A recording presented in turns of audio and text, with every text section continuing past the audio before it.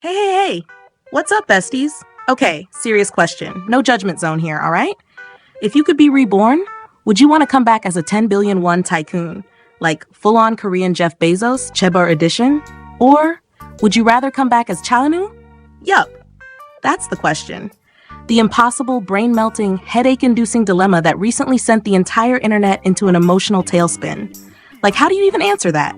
One choice gives you money, yachts, private chefs, and probably a penthouse that smells like imported marble.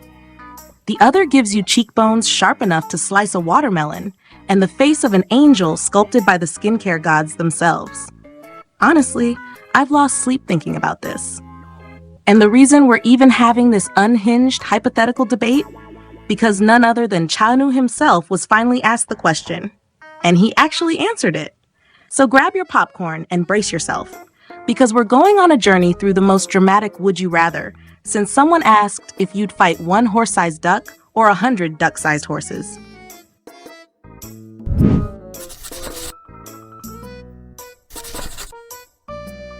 Let's rewind to the origin story of this internet chaos. So somewhere deep in the realm of YouTube, where caffeine-fueled creators ask the most ridiculous questions known to mankind, comedian Yoo Byung-jae uploaded a video. Now, if you don't know Yoo Byung-jae, just imagine the most sarcastic, deadpan humor dude who looks like he's permanently judging your life choices, but in a funny way. In his video, he drops this bomb, 10 billion won tycoon Yoo Byung-jae or penniless Chanu, and everyone watching collectively screamed, "Excuse me, what?" Now his female guest, without hesitation, she picked penniless Chanu. No hesitation. No internal debate. Didn't even flinch. 천조부자 유병재 대 무일푼 차은우. 천나유타 부자 유병재 대 무일푼 차은우. 차은우. 엄마.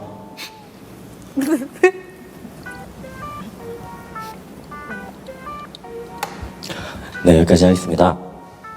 The 10 billion won was like background noise, like a mosquito buzzing while Chaeunwoo's visuals are doing interpretive dance in the spotlight. This, my friends, caused a cultural shift. TikTok exploded. Twitter went into meltdown mode. Reddit threads popped up titled things like, "Why I'd Go Broke for Tenothesis." And just when we thought the hype would settle down, Marie Claire Korea decided to pour gasoline on the fire. On March 25th, 2025, they released a video titled, and I'm not even kidding, Chaeunwoo's Guide to MZ Shots, which sounds like a how-to manual for being effortlessly photogenic and mildly intimidating. I was expecting maybe some filter tips or a tutorial on how to look perfect in every angle without trying. You know, the usual Eunwoo content. But plot twist, they asked him the question. If you were reborn 10 billion won tycoon or Chaeunwoo, and there he was, sitting there looking like he just stepped out of a Disney Prince factory, smiling shyly. That shy, haha, I didn't know I was that pretty, with a smile that makes entire fandoms cry into their rice. He thinks about it for like 0.3 seconds and then he goes, I'd still choose Chaeunwoo. Love myself. Mic. Drop. Are you kidding me? This man really said, I love me, with the energy of someone who meditates under cherry blossom trees while sipping morning dew.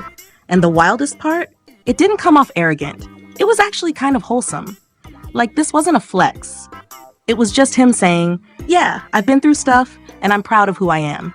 Meanwhile, I can't even choose a Subway sandwich topping without spiraling into self-doubt. 다시 태어나면 100억 부자 vs 차은우. 저는 그래도 Love Myself로 차은우 선택하겠습니다. But wait, it gets better. In the same interview, they ask him another hard-hitting question. What makes you more nervous, performing on stage or acting in front of the camera?